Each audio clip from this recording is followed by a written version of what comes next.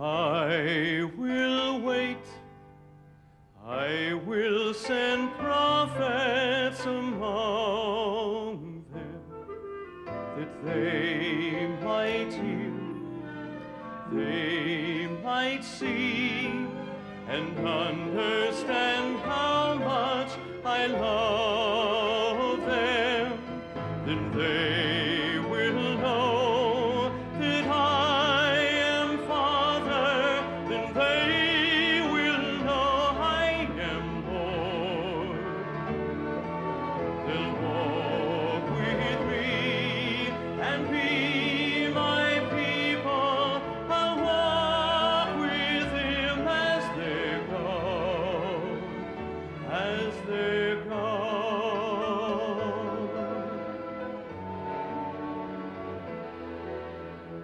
I will strike, I will scourge, and carry out vengeance upon them. But I will heal the wounds I make, and tenderly take them back to me, that they may know that I am Father. Then they will know I am Lord. They'll walk with me and be my people. I'll walk with them as their God. This is heaven, it is salvation, it is their great hope and mine.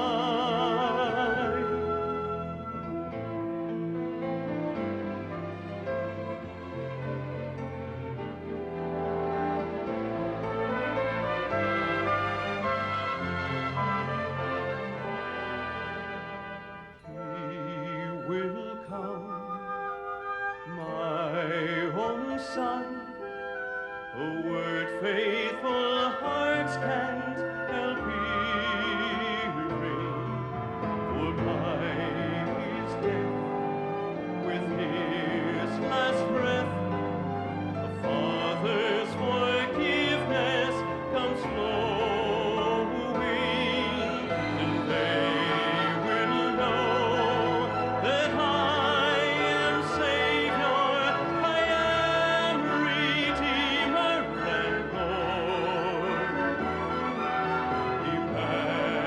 Emmanuel, the God who is with them, the God who gives all he can. He is salvation, he is the kingdom. To know him is paradise. Then they will know that I am Father. Then they will know I am Lord. I am Lord.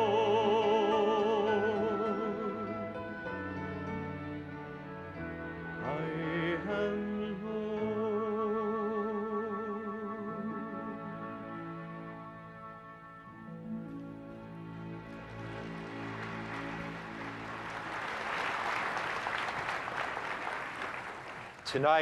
Prije no što počnemo večerašnje izlaganje, pozivam vas da pognete svoje glave na molitvu.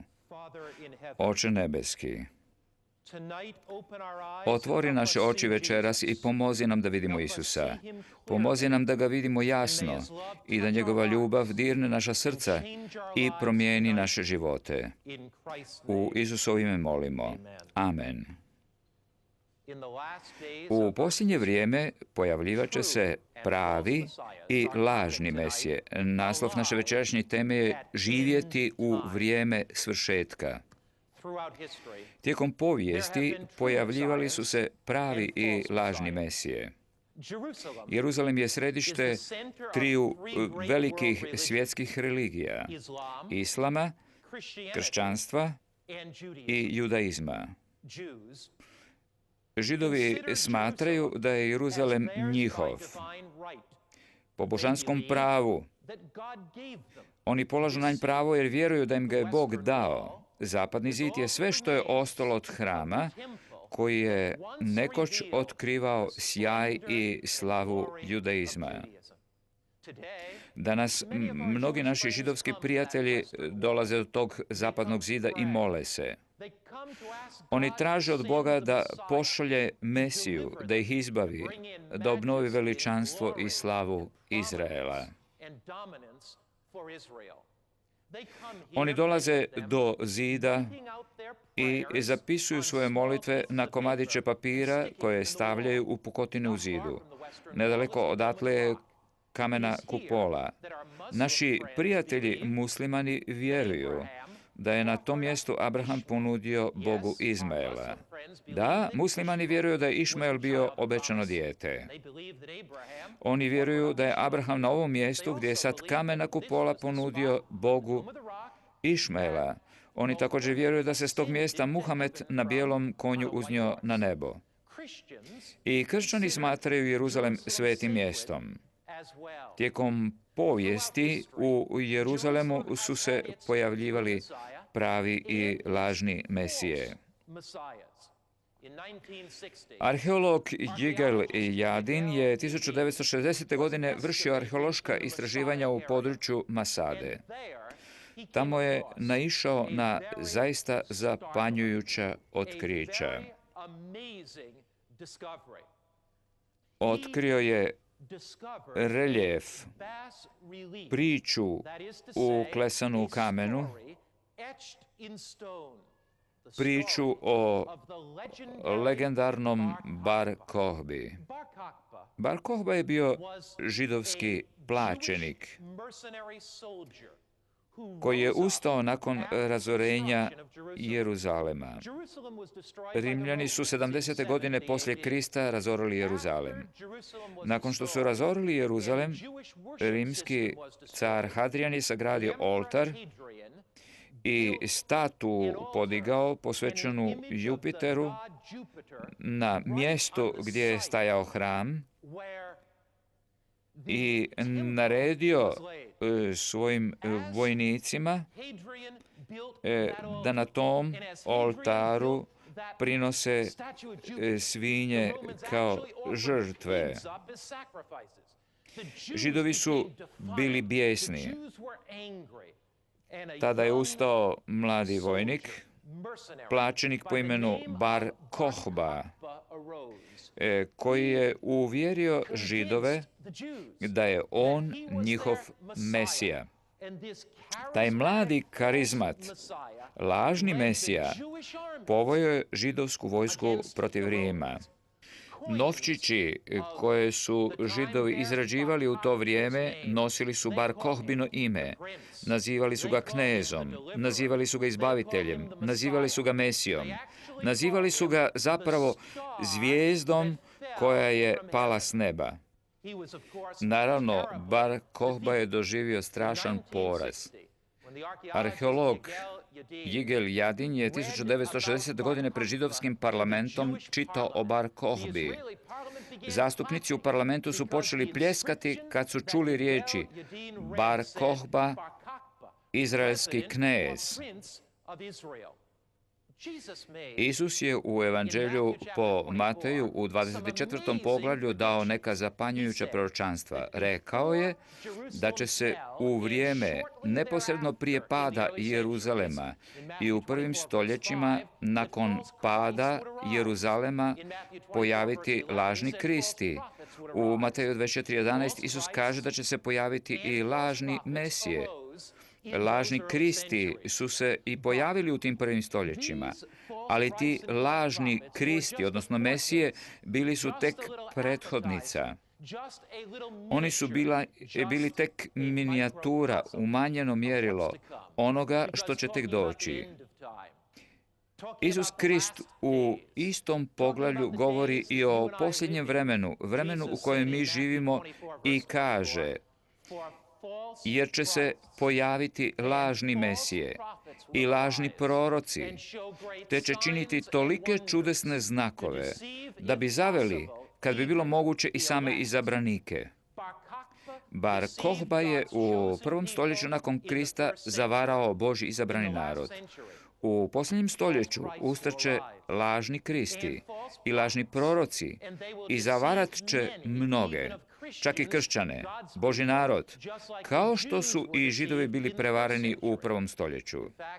Zapravo, Bog u knjizi Otkrivenja opisuje dvojicu vođa. Prvo je Janje, Isus Krist, opisan u 14. poglavlju, 4. retku, gdje su opisani oni koji slijede Isusa, oni koji su odani Isusu, koji obožavaju Isusa.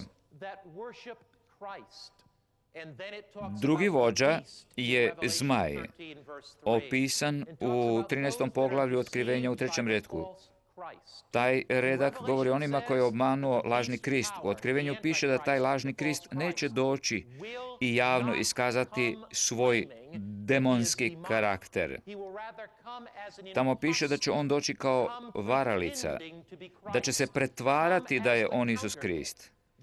Đavao nije zainteresiran za to da prevari svijet. On već posjeduje svijet. On želi prevariti one koji se deklariraju kršćanima. U ovom nizu predavanja proučavat ćemo i teme kao što su vrijeme nevolje, posljednji događaj Sjedinjene Američke Države u biblijskom proročanstvu, ekonomski bojkot te ujedinjenje crkve i države. Proučavat ćemo i silu zvijeri i njezin žig, tako da točno znate što će se dogoditi na ovom planetu. Prijatelji, poslušajte me sada. A ako ne budete znali prepoznati pravog Mesiju, ako ne razumijete pravog Mesiju, kako ćete onda prepoznati krivotvorinu? Kako ćete prepoznati krivotvorinu ako ne znate kako izgleda original? Vlada Sjedinjenih Američkih Država obično organizira seminare na kojima obučava svoje službenike da prepoznaju krivotvoreni novac. Agenti tjednima proučavaju novčanice, ali tijekom tog razdoblja oni uopće ne gledaju krivotvorine. Kako možete prepoznati krivotvorinu ako niste vidjeli niti jednu? Oni promatraju samo originale. Prvo proučavaju samo originale, a zatim uče razlikovati originale od krivotvorina. Oni se specijaliziraju u poznavanju originala. Ja želim biti specijalist u poznavanju Isusa, jer je on heroj čiji sjaj blješti već stoljećima. Večeras u ovim predavanjima želim da se usredotočimo na pravog Mesiju, na Isusa Krista. Da, kasnije ćemo proučavati knjigu Otkrivenja, ali sad želimo proučavati proročanstva koja nam govore da je Isus drugčiji. Pogledat ćemo proročanstva koja nam govore o Isusovoj nadmoći. Pogledat ćemo proročanstva koje ukazuju da je Isus iznad bilo kojeg lažnog Mesije. Za vrijeme proučavanja dijelići slagaljke će savršeno sjesti na svoje mjesto. Isus je tvrdio da je više nego običan čovjek. Isus je tvrdio da je više nego etički filozof. On je tvrdio da je više nego pravedni učitelj. Isus kaže zapravo u Evanđelju po Ivanu 6:38, ne siđoh s neba da vršim svoju volju, nego volju onoga koji me posla. Isus je tvrdio da je živio čitavu vječnost s Ocem. Isus je rekao, ja jesam. Židovi su znali što on time želi reći, jer su ga htjeli kamenovati. Isus je rekao, ja sam sišao s neba gdje sam živio s Ocem čitavu vječnost. Isus je tvrdio da je više nego samo dobar čovjek. Tvrdio je da je više nego samo etički filozof. Tvrdio je da je više nego moralni učitelj. On je tvrdio da je Bog u ljudskom tijelu. Tvrdio je da je božanske prirode. Kad on ne bi bio božanske prirode, tada njegova ponuda vječnog života ne bi ništa značila, jer samo božanski Krist može dati vječni život. Kad bi Krist bio samo dobar čovjek, kad bi bio samo moralni učitelj ili filozof, kad bi bio neki New Age guru i ništa više, možda bi bilo dobro slijediti ga. Mogli bismo znati koji je put moralniji, ali ipak na kraju to ne bi bilo od nekog velikog značaja. Ali kad bi Isus bio božanskoj naravi, tad bi odvojenost od njega značila odricanje vječnog života. Činjenica da je on božanske prirode i da on može dati vječni život, sasvim mijenja stvari. Tad je on Mesija koji je iznad svih ostalih. Večeras vas želim povesti na jedno putovanje. Isus u Evanđelju po Ivanu 5:39 kaže: Pisma svjedoče za mene. U Isusovo doba postojali su samo starozavjetni spisi. Novi zavjet još nije bio napisan. Krist je svojim učenicima ukazao na proročanstva, starozavjetna proročanstva koja nas vode stoljećima unatrag, proročanstva koja dokazuju, otklanjaju svaku sumnju da je Krist pravi Mesija. Pogledajmo večeras neka od tih proročanstava koja sačinjavaju samu srž Svetog pisma. U Svetom pismu je Kristov život opisan unaprijed. Ta proročanstva su zapisana prije njegova rođenja. Njegov život je otkriven unaprijed. Večeras ćemo proučavati proročanstva o Kristovom rođenju. Proučavat ćemo gdje je rođen, način njegova rođenja, okolnosti njegova rođenja. Proučavat ćemo njegov život i njegovu službu. Proučit ćemo kako je izdan i način na koji je umro. Život Isusov je bio unaprijed napisan. Počnimo od najlogičnijeg mjesta za početak. Većina životopisa započinje opisom mjesta rođenja njihova junaka. U Bibliji, u knjizi proroka Miheja 5:2, napisano je 700 godina prije Kristova rođenja, piše: 700 godina prije nego što se dogodilo. A ti, Betleheme Efrato, najmanji među kneževstvima Judinim, iz tebe će mi izaći onaj koji će vladati Izraelom. Isus je trebao biti rođen u Betlehemu. Prorok je imenovao Isusovo mjesto rođenja, Betlehem, i to 700 godina unaprijed. Svako dijete zna u škole da je Isus živio u Nazaretu. Što je natjeralo ženu u 9. mjesecu trudnoće da na magarcu putuje preko 150 km? Da smo mi bili u Nazaretu u vrijeme prije Isusova rođenja i pitali bilo koga: gdje će dijete biti rođeno? Svi bi nam odgovorili: ovdje, naravno. Kuda bi išla žena u tako visokom stupnju trudnoće? Nazaret se inače nalazi na sjeveru Izraela, u Galileji, dok se Betlehem nalazi u središtu Izraela. Udaljenost između Nazareta i Betlehema je oko 150 km. Nedavno sam prešao taj put kako bih snimio posebno izdanje emisije Pisano je. To je emisija Licem u lice s Isusom. Znate, ja moram malo i reklamirati to. Dakle, što se dogodilo? Isus i njegova obitelj trebali su proći 150 km. Car August je izdao naredbu o popisu. Naredbu zbog koje su Isus i njegova obitelj morali otići iz Nazareta i stići u Betlehem upravo u trenucima kad je Marija trebala roditi. Oni su stigli u Betlehem, no za njih u svratištima nije bilo mjesta. One noći kada se Mesija trebao roditi, sveta obitelj je stigla u Betlehem. Kako je prorok Mihej 700 godina unaprijed mogao znati da će Isus biti rođen u Betlehemu? Ima još proročanstava. Biblija opisuje Kristovo obiteljsko stablo. Tamo u Izaiji 7:14 piše: zato sam će vam Gospodin dati znak. Evo, začet će djevica i roditi sina i nadjenut mu ime Emanuel. Emanuel znači Bog s nama. Djevica će začeti. Neobične okolnosti Kristovog rođenja ukazuju nam da je on doista Mesija.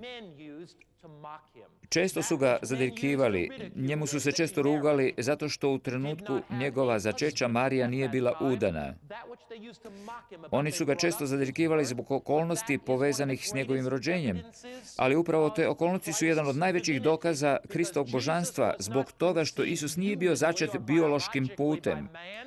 Njega nije začeo čovjek, njega je začeo Duh Sveti. On je Bogo čovjek, rođen iz Marijine utrobe.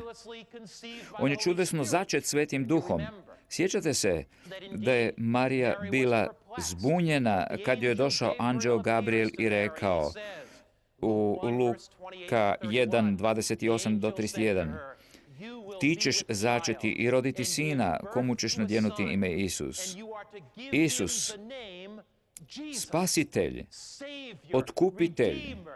Isus, najljepše ime u svemiru. Anđeo se ukazao i Josipu i rekao mu, nemoj se bojati kući dovesti ženu svoju Mariju, jer je ono što je ona začela od Duha Svetoga. Mihej je prorekao da će Isus Mesija biti rođen u Betlehemu i to se dogodilo 700 godina prije. Izaja je prorekao i to 6 stoljeća prije Krista da će Isusa roditi djevica. Pastiri su znali tko je Isus zato što su anđeli pjevajući navijestili njegovo rođenje. Pjevali su slava Bogu na visini. On je bio više nego samo dobar čovjek, više nego etički filozof, više nego neki pravedni učitelj. On je božanske naravi, on je sin Božji. On se nadaleko ističe nad svakim lažnim mesijom. Mojsije piše u knjizi Brojeva o zvijezdi koja će povesti mudrace do mjesta na kojem će Krist biti rođen. U knjizi Brojevi 24:17 kaže, od Jakova zvijezda izlazi. Mojsije je u Midjanskoj pustinji 1500 godina unaprijed zapisao proročanstvo o zvijezdi koja će voditi mudrace. Da, ova proročanstva su točna. Ona su točna zato da vi i ja ne bismo sumnjali da je Isus Krist Mesija, da je On, Sin Božji, a ne neki guru, neki New Age filozof, neki sentimentalac koji voli nekom privremenom ljubavi punom ushita. Isus želi našu odanost. Isus želi da mu predamo naše srce, naše duše. On želi naše cijelo biće. Mudri ljudi su prilikom Isusova rođenja pristupili Isusu i predali mu svoje živote. Mudri ljudi i danas traže Isusa. Oni su mu onda dali darove, zlato, tamjan i smirnu. Oni su mu donijeli svoja srca. Mi također dolazimo Isusu. Mi klećemo pred tim Isusom i poklanjamo mu svoje živote, zato što je On Mesija. On je spasitelj. Isusov život otkriva nam njegov identitet. Prorok Izaja nam je opisao događaje koji će se dogoditi u Kristovom životu. On je opisao te događaje stotinama godina unaprijed. On je rekao, Duh Jahve Gospoda na meni je, jer me Jahve pomaza. Posla me da radosnu vijest donesem ubogima, da iscijelim srca slomljena. Isus je to i učinio. On je propovijedao radosnu vijest onima koji su bili zarobljeni u grijehu, oslobađao tereta krivnje, uzeo je njihovu tugu i brigu. On ih je oslobodio krivnju. On je liječio slomljena srca onima koji su izgubili svoje najdraže. On je uskrsavao umrle. Isus je oslobađao ljude. Biblija kaže da će On navijestiti slobodu sužnjima, onima koji su robovi grijeha i bolesti. On ih je oslobodio. On je otvorio vrata tamnice onima koji su bili zatočeni, iz opsjednutih i istjerivao demone. On je proglasio godinu milosti Gospodnje i utješio one koji su tugovali. Zaista, Krist je ispunio proročanstva koje je zapisao prorok Izaja. On je dotaknuo oči slijepih i oni su progledali. On je izliječio bolesne. Kud god je Isus prolazio, sa sobom je donosio život, zdravlje i iscjeljenje. On je zaista bio Mesija ovog svijeta. Bi li Isus mogao praštati grijehe da nije bio Mesija? Samo Bog može praštati grijehe, a Isus, Bogo čovjek, imao je ovlasti koje mu je Otac dao da može praštati grijehe. Ako Isus nije bio Mesija, tad je zasigurno morao biti hulnik, budući da niti jedan čovjek nije ovlašten da oprašta grijehe. Isus je liječio, Isus je praštao. Ljudi su mu danonoćno dolazili i tražili oprost. I Isus je uskršavao ljude i žene od mrtvih. Sjetite se Lazara, brata Marijinog i Martinog koji je umro. Isus je često provodio mirne i spokojne trenutke u njihovoj kući. I onda je Lazar umro. I već je 4 dana ležao u grobu. Isus je prišao grobu i viknuo, Lazar, iziđi! Ako Isus nije bio Mesija, kako je onda mogao uskršavati mrtve? Ako Isus nije Mesija, otkud mu onda vlast nad grobom? On je liječio, on je praštao, on je svojom ljubavlju dodirivao ljude, on je podizao mrtve. Krist je zaista bio više nego dobar čovjek, više nego neki etički filozof. Da, prigodom njegova triumfalnog ulaska u Jeruzalemu, ona svjetina je osjetila tko je on. Ono mnoštvo je znalo tko je on. Osjetili su da je on više nego dobar čovjek, više nego neki etički filozof. Rekli su, Hosana, Hosana, slava Bogu na visini. On je liječio bolesne. On je praštao grijehe. On je uskršavao mrtve. On je dizao ljude iz njihovih bolesničkih postelja. Isus, Mesija, bio je među njima. Oni su to priznali prije nego što su ih njihovi religiozne vođe prevarili. Uistinu, dragi prijatelji, proročanstva odgovaraju jedno drugom kao komadići slagaljke. I kad se slože, otkrivaju nam Isusa. On je bio više nego dobar čovjek, više nego filozof. Više od 40 proročanstava ispunilo se na kraju Isusova života. Ta proročanstva usredotočena su na posljednja 24 sata Kristovog života, na posljednje dane u Jeruzalemu. Čak je i vrijeme večere, koju mi zovemo posljednja, prorečeno 1000 godina ranije. U Psalmu 41. 9. retku stoji, pa i prijatelj moj, zamijetite da je to bio prijatelj u koga se uzdah, koji blagovaše kruh moj, petu na me podiže. Kako je psalmist David 1000 godina ranije znao da će Isusa izdati prijatelj, a ne neprijatelj? Isus se je izdao Juda u Gecemanskom vrtu. Isus mu je tada rekao, prijatelju, zar poljupcem izdaješ sina čovječega? Zaista, psalmist David bio je u pravu. Miha je 700 godina ranije prorekao mjesto njegovog rođenja. Izaja je prorekao da će ga roditi ljevica. Mojsije je rekao da će zvijezda voditi mudrace. Izaja je rekao da će Isus slijepima otvoriti oči i da će učiniti da slijepi progledaju, da će liječiti bolesne, uskršavati mrtve i praštati grijehe. Psalmist David je rekao da će ga izdati prijatelj. Najveća otkrića u proročanstvima nisu ona koja se tiču zvijeri, nego ona koja nam otkrivaju Isusa.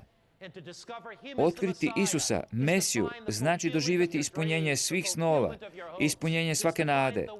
Pronaći onoga prema kome čitav svijet gleda kao prema čežnji svih naroda. Juda je, kao što je i prorečeno, izdao Isusa. Proročanstva se ispunjavaju u posljednjim trenucima Isusova života. Slušajte ovo zapanjujuće proročanstvo koje je dao prorok Zaharija u 11. poglavlju retku 12. i 13. Zapazite složenost ovog proročanstva. Zapazite ga. Zaharija 11, 12 i 13. Oni mi odmjeriše plaću, 30 srebrnika. Zapazite dva vida. Ne zlato, nego srebro. Ne 25 srebrnika, nego 30. Za koliko je srebrnika Isus prodan? Za točno 30. Kao što je prorok Zaharija prorekao stotinama godina ranije. Ja uzeh 30 srebrnika i bacih u riznicu u domu Jahvinu. Zapazite, nije ih uzeo, nije ih spustio. Prorok kaže, bacio sam ih. Juda je Isusa prodao jeftino, za istu cijenu koja je bila prorečena, 30 srebrnika. Bio je to 30 srebrnika točno. Zbog toga je taj krvavi novac bio pretežak za Judu da bi ga zadržao. On je tad u agoniji očaju došao u hram i bacio taj krvavi novac na pod. I dok je taj novac odjekivao hramom, Juda je rekao, sagriješio sam jer sam izdao nevinu krv. Juda je vičući otrčao, a svećenik je uzeo novac i kasnije za taj iznos kupio Lončarevu njivu, groblje smješteno izvan Jeruzalema. Matej 27, 5 i 7 opisuje ispunjenje tog proročanstva kojeg je Zaharija napisao stotinama godina ranije. Juda je bacio srebrnike u hram i otišao, a svećenici su nakon vijećanja uzeli taj novac i njime kupili Lončarevu njivu, mjesto gdje će sahranjivati strance. Zaharija je ovo proročanstvo napisao stotinama godina ranije, a Matej je zabilježio njegovo ispunjenje. Proroštvo je ispunjeno doslovno. Ono se ispunilo doslovno. Isus nije samo dobar čovjek. Isus nije neki New Age guru. Isus nije neki filozof. Isus je božanski Božji sin. On želi vašu odanost. Istina je da će u posljednjim trenucima povijesti ovog planeta svi pokazati odanost ili Isusu ili zvijeri. Svatko će biti ili na jednoj ili na drugoj strani. Možda do večeras niste donijeli odluku za Krista, a možda ste odlutali od njega. Sigurno je da ćete pokazati svoju odanost zvijeri ukoliko prihvatite lažnog Mesiju. Tada će biti povučena crta. O, prijatelju, postoje mnogi dokazi da je Krist pravi Mesija. Postoje mnogi dokazi da je Isus Krist pravi Mesija. Dokazi jesu da je On pravi Mesija. Prorok Izaja nudi nam fascinantna proročanstva. Pogledajte na primjer ovo. Leđa podmetnuh onima što me udarahu, a obraze onima što mi bradu čupahu, i lica svojeg ne zaklonih od uvreda ni od pljuvanja. Izaja 56. Prorok Izaja stotinama godina unaprijed proriče da će Isus biti bičevan, da će njegova leđa biti izranjena i raskrvavljena. Izaja je prorekao da će mu okrutni vojnici povedati oči i okretati ga, da će mu čupati bradu, pljuvati u njegovo lice i pitati, kaži, tko te udario? Zamislite ovaj prizor. Snažni rimski vojnik u ruci drži kožnati bič. Bič koji na krajevima ima željezo i komadiće kostiju. On prilazi Isusu, skida njegovu košulju i počinje bičevati Isusa. Taj rimski vojnik komadićima metala zabada u Isusova leđa. Tako da svaki put kad vojnik trgne bič, rukom unazad trga komade Isusove kože i mesa. Ko je taj koji toliko pati? Ko je taj izranjeni? Ko je taj čije su sljepočice krvave? Tko je taj čiji lice ode agoniju? Tko je taj koji pati i umire? On je Isus, božanski sin Božji. Onaj koji prebiva u ljudskom tijelu. On je onaj koji je došao platiti kaznu za moje i vaše grijehe. On je Mesija. Proroci su prorekli i on je došao u pravo vrijeme, na pravo mjesto. Njega je rodila djevica. On je liječio, ljubio i praštao. Umro je kao što je prorečeno u drevnim proročanstvima. On je više od mučenika koji umire za neki dobar cilj. Zaista, on je više nego guru koji ima cilj u koji vjeruje. On je sin Božji, čije su ruke probodene. U Bibliji u 22. psalmu 16. retku stoji: probodoše mi ruke i noge. Raspeće nije postojalo prije vladavine Rima. U vrijeme Davida raspeće je bilo nepoznato. Rim je uveo raspeće oko 150 godina prije Krista. a Konstantin ga je ukinuo oko 350. godine nakon Krista. Sjećate li se da je najteža kazna u židovskom zakonu bila kamenovanje? Sjećate li se što su htjeli učiniti sa ženom koja se bacila pred Isusove noge? Htjeli su je kamenovati. A Biblija kaže da će njegove ruke i noge biti probodene. Kako je David u psalmima znao da će Kristove ruke biti probodene? Kako je znao da će njegove noge biti probodene? On je znao zato što mu je to otkrio Sveti Duh. Sveti Duh mu je to otkrio radi vas i radi mene. Kako ne bismo posumnjali da je Isus Krist Mesija. U Zahariji 12.10 stoji: pogledat će na mene koga probodoše. Kristove ruke su bile probodene. Kristov bok je bio proboden. Krist je bio proboden radi vas i radi mene. Krv je tekla iz njegovih ruku i njegova boka. Ta krv je tekla kako bi izliječila moju dušu grijehom okuženu. On je umro smrću kakvom sam ja trebao umrijeti. Ja sam trebao umrijeti. Ja sam zaslužio da idem u grob i da nikad ne izađem iz njega. Ja sam zaslužio da budem izgubljen, ne privremeno, nego za čitavu vječnost, zbog toga što je plaća za grijeh smrt. Ali Krist je umjesto mene podnio kaznu. Krist je umro smrću koja je bila više nego mučenička. On je upro smrću koja nadmašuje smrt nekog dobrog čovjeka, nekog tko umire za dobru stvar. On je umro radi grijeha mog i vašeg. Zapazite precizno ovog proročanstva. Psalam 22, 18. redak. Zapisan 1000 godina prije Isusova raspeća. Haljine moje dijele među sobom i kocku bacaju za odjeću moju. Zašto je ovo proročanstvo tako precizno? Tamo piše: haljine moje dijele među sobom.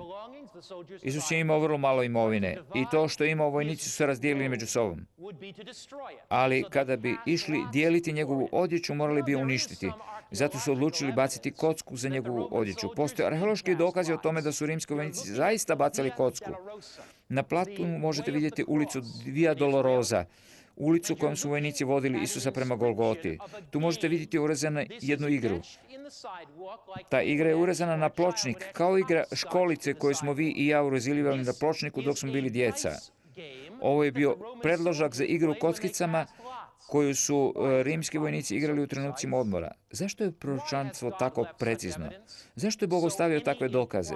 Zato da bi svatko tko istražuje, svatko inteligentan, razuman, tko pokušava naći neki smisao u zbrci ovog svijeta, tko pokušava razlučiti prave od lažnih mesija i njihovo naučavanje, mogao biti apsolutno siguran da je Isus pravi Mesija. Onaj Krist koji se uspio na brdu Golgotu, koji je bio razapet na križu Golgote, koji je visio između neba i zemlje zato da bi vas mogao povesti sa zemlje na nebo. Razbojnik je rekao: sjeti me se kad dođeš u svoje kraljevstvo. Deseci tisuća, milijuni muškaraca i žena vape k Isusu: Gospodine, sjeti me se kad dođeš u svoje kraljevstvo. Prijatelji, pogledajte ovo proroštvo, Psalam 34.20. On čuva sve kosti njegove, nijedna mu se neće slomiti. Hoće li Isusove kosti biti slomljene na križu? Da ili ne? Ne, neće. Sjećate li se što Biblija kaže? Na brdu su bila 3 križa. Na 2 križa su bili razapeti razbojnici, jedan s Isusove lijeve strane, a drugi s desne. U Bibliji piše da su vojnici otišli do prvog razbojnika i da su, kad su vidjeli da još nije umro, slomili njegove kosti. Zatim su otišli do drugog razbojnika i što su učinili? Pročitajmo u Bibliji. Tada vojnici dođoše i prebiše golijeni razapetih s Isusom. I jesu li slomili kosti razbojnicima? I jesu li to učinili? Što dalje piše u Bibliji? Što su tad učinili rimski vojnici? U Bibliji piše da su tad došli do Isusa i vidjevši da je već umro, nisu slomili njegove kosti. To piše u Ivanovu evanđelju 19. poglavlju 32 i 33. Psalmist David je još prije 1000 godina prorekao da Isusove kosti neće biti slomljene. Kako je to David mogao znati? Kako je prorok Mihej mogao 700 godina ranije znati da će Isus biti rođen u Betlehemu? Kako je Mojsije 1500 godina unaprijed mogao znati da će zvijezda voditi mudrace? Kako je David u vrijeme prije nego što je uvedeno raspeće mogao znati da će Isus biti razapet? Kako je mogao znati da njegove kosti neće biti slomljene? Kako je Izaija mogao znati da će Isusa roditi djevica? Oni su to mogli znati zato što Biblija nije obična knjiga. Biblija je knjiga nadahnuta Duhom Svetim. Oni su to mogli znati zato što Isus nije običan čovjek. On je pravi Mesija ovoga svijeta. Da, na tom križu.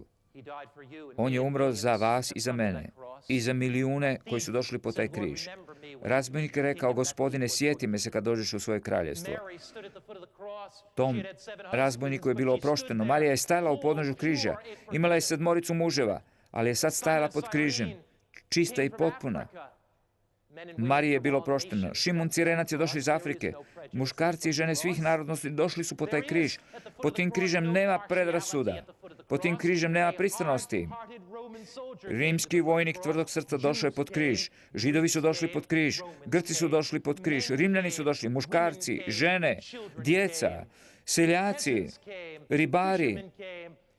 Došli su i obrazovani i neobrazovani, slijepi, hromi, bolesni, oduzeti.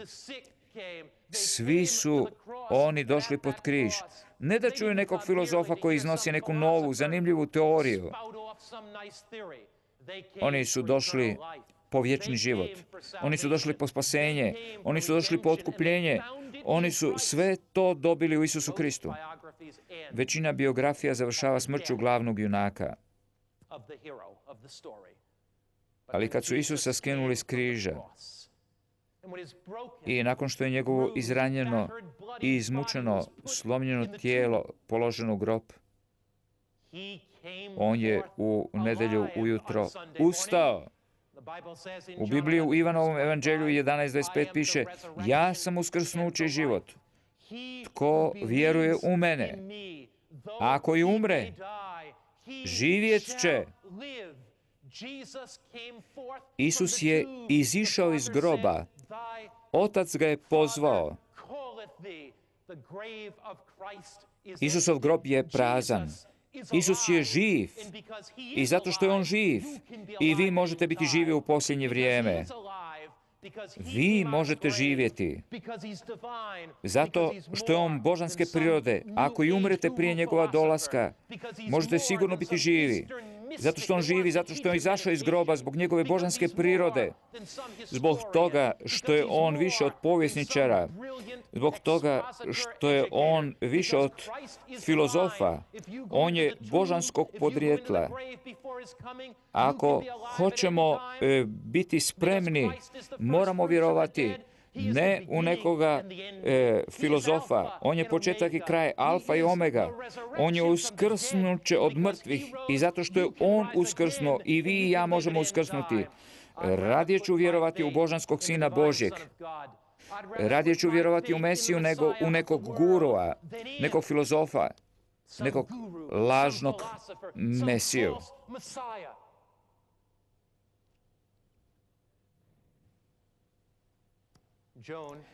Joan je vjerovala u Isusa. Ona ga je ljubila svim svojim srcem. Ona je bila jednostavna i dostojanstvena kršćanka. Joan nije imala visoke škole, ali je silno ljubila Isusa. Činila je sve što je bilo u njezinoj moći da odgoji svog sina Stevija tako da on upozna Isusa. Njezin muž Jet nikada nije predao svoje srce Isusu. Njegov Bog je bio posao. Radio je 8 sati, 10 sati, 12 sati dnevno. Smatrao je da je previše pametan za Isusa. Mislio je da je sam sebi dovoljan. Znao je da je bistar, oštrouman, inteligentan, tako da mu nije trebao Isus uopće. Smatrao je da i bez Isusove pomoći može napredovati u životu. Jed je vrlo često gubio strpljenje. Znao se često ljutiti na svoje suradnike i na Joan. Više nego jednom došao je kući ošamario John vičući: rekao sam ti da večeras imam poslovni sastanak i da mi priredeš večeru. Brže mi pripremi večeru. Jedne večeri je Jed došao kući. Stevejevi autići bili su na podu. Žurio je na večeru jer je znao da će zakasniti na poslovni sastanak.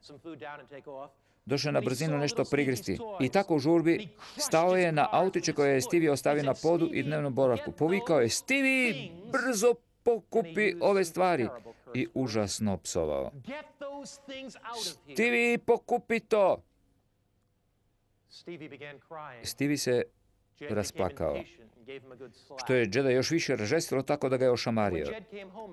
Kad se Jed te večeri vratio kući, njegov sin je potrčao prema majci i rekao: mama, ja se bojim tate. Mama, bojim se tate. Mama, ti si tako dobra prema meni. Ti me voliš, ali tata me stalno tuče. On i tebe tuče. Mama, zašto si neku večer plakala? Mama, što ti je to crno pod okom? Mama, zar te tata opet udario?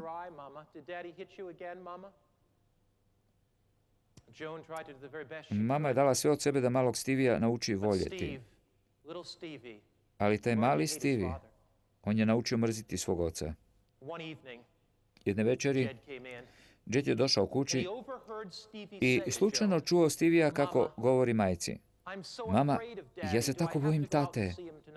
Moram li ga dočekati večeras? Te noći Jed nije otišao u krevet kao što to obično čini. Nije otišao na poslovni sastanak. On jednostavno sjeo u fotelju i počeo razmišljati o svom djetinjstvu. Prisjećao se kako je kao dijete s roditeljima išao u crkvu, no kasnije odlutao od Boga. Razmišljao o svojim postupcima prema John, svojoj supruzi. Razmišljao o svojim postupcima prema sinu, kako ne može kontrolirati svoju narav, kako je njegov život izmakao kontroli. Razmišljao o činjenici da mu je potrebna promjena u životu. Bila mu je potrebna snaga u životu. Trebala mu je milost, trebalo mu je oprost. I te večeri Jed se spustio na koljena i rekao: Bože, odlutao sam daleko od tebe, ali danas ti se vraćam. Bože, otišao sam daleko od tebe, ali danas ponovno dolazim. Bože, ako me želiš, ja ću ti se vratiti. Oprosti mi. Bože, uzmi svu moju krivnju. Mislio sam, Bože, da sam jak, da držim sve pod kontrolom. Ali sad uviđam da duboko u meni nešto nedostaje. Bože, ako mi ne pomogneš, ja neću moći obuzdati svoju narav. Ako mi ne pomogneš, neću moći prestati s pijenjem. Ako mi ne pomogneš, neću moći kontrolirati svoj život. Te noći Jed je doživio istinu i čudo Božjeg oprosta. Naravno, Jed je nakon te večeri imao neke loše navike. On se i dalje znao uzrujati. Te večeri nije postao savršen, ali te večeri on je čuo Isusa kako kuca na vrata njegova srca. Isus kaže u Otkrivenju 3:20: Evo, stojim na vratima i kucam. Isus nije samo dobar čovjek. Nije samo neki New Age guru, neki filozof. Isus je više od učitelja, više od istočnjačkog mistika, više od gurua. Isus je božanski Božji sin. On je umro zato da biste vi mogli živjeti vječno. Umro je zato da bi vaši grijesi mogli biti oprošteni. Umro je zato da bi vaša krivnja mogla biti izbrisana. Umro je zato da biste vi mogli zauvijek živjeti u nebu. Taj Krist je slomio okove groba. Taj Krist je otključao vrata smrti. On i vama može omogućiti da živite vječno. Taj živi, svemogući Krist može večeras doći u vaš život i promijeniti vas. Vi večeras u svom životu možete doživjeti promjenu, možete krenuti u novom smjeru, možete započeti nov život, svjež, čist, nov. Vi znate da niste sretni svojim načinom života. Znate da u vašem životu postoji mnogo toga što nije usklađeno s Bogom. Vi ste duboko u svom srcu svjesni da želite biti nova osoba. Ne trebate dizati svoju ruku, ne trebate ustati, ne trebate izaći naprijed. Samo pognite večeras svoju glavu. Večeras, dok John i Jocelyn pjevaju, vi učinite zavjet s Bogom. Ima večeras onih u Rumunjskoj. Prvi puta možete otvoriti svoje srce Kristu. U Poljskoj su ljudi koji prvi puta možete otvoriti srce Kristu. U Mađarskoj ste vi koji možete prvi puta otvoriti srce Kristu. U Njemačkoj zajedno. Nešto nedostaje u vašem životu, ali vi možete večeras dobiti Kristovo proštenje, snagu i ovdje u Americi.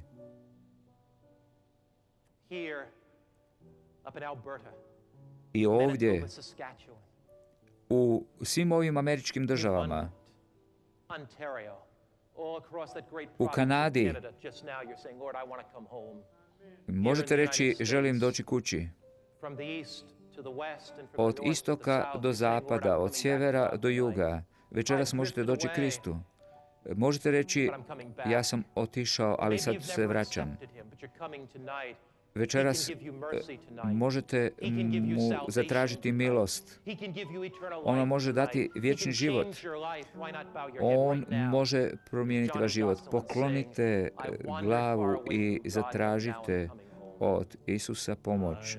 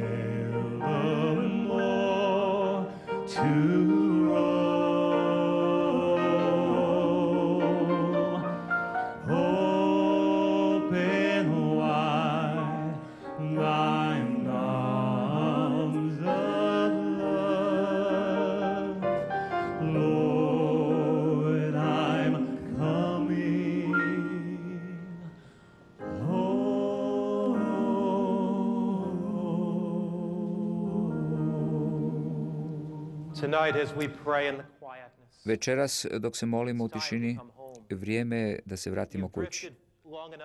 Dovoljno ste dugo You bili wandered odsutni. long enough. Dovoljno ste lutali. Home O, taj dom. is at the heart of God. Dom je Home is kod at the srca foot of the Božjega. cross. To je Home kod is giving your križa life to Isusova. Jesus. Tonight To as je we kod pray, Isusa. I večeras in dok the molimo, quietness of your u heart, tišini svog would you srca, like to say, Jesus, recite, I'm coming home. Isuse, vraćam se In the kući. quietness of your heart, would you like to say, U Lord, tišini svog I srca can't do it recite, myself. Bože, My ja ne heart mogu is sam prone to uraditi. wander. I'm prone to temptation. Sit sam I'm so svega, weak. slab You sam, are weak. izložen He is strong. kušenjima. If you are Ako frail, ste he is slabi, mighty. on je jak. Where temptation is great, Gdje the je grace of iskušenje God is veliko, greater. Božja milost je još veća. Friend, he can't help you unless you let him. Prijatelji, on vam ne može He pomoći can't ako mu take svoj your život life ne unless you give it ne to date him. u ruke. Tonight as we pray, will you not do I that? Say, dok Jesus, I'm večeras coming home. molimo, što Oh, ne my biste rekli Father, Isusu, vraćam se. Thank you. Bože, That hvala Jesus ti, is the Oče. Messiah of the world, Hvala the ti što je true Isus Christ, spasitelj and svijeta, not što the je on false Christ. Mesija, što nije Thank lažni you Krist. that we Hvala can ti come home. što možemo doći kući, Tens of thousands tonight are što večeras coming home deseci to the tisuća heart of dolaze God. kući. That tens Hvala of ti što thousands deseci tisuća tonight večeras are giving their predaju svoja life for srca you. Bogu. Burdens Hvala are što si lifted. skinuo bremena s Guilt naših is leđa. gone. Hvala ti što si nas očistio od krivnje. Oče, molimo te da nas ti ojačaš. Daj nam snage i pošli nas s ovog mjesta pjevajući. Hvala ti u Isusovo ime. Amen.